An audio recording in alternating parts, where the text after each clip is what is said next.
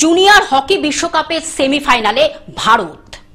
রুদ্ধশ্বাস quarter ফাইনালে প্রথমে 0-1 পিছিয়ে গেলেও শুটআউটে 4-3 গোলে বেলজিয়ামকে হারিয়ে জুনিয়র হকি বিশ্বকাপের সেমিফাইনালে উঠল ভারত।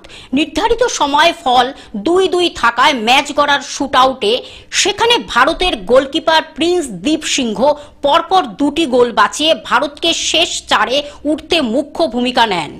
আটকে দেন বেলজিয়ামের তৃতীয় ও চতুর্থ গোলের প্রয়াস। উচ্ছ্বসিত প্রিন্স দীপ ম্যাচের পরে বলেছেন, দর্শকদের সমর্থন দেখে তিনি অভিভূত। Bureau report, globe news. এখন থেকে গ্লোব টিভি দেখুন আপনার স্মার্টফোনেও। গুগল প্লে স্টোর অথবা অ্যাপল স্টোর থেকে ডাউনলোড করুন গ্লোব টিভি লাইভ অ্যাপ। এছাড়া জিও টিভি অ্যাপ থেকে দেখুন গ্লোব টিভি লাইভ।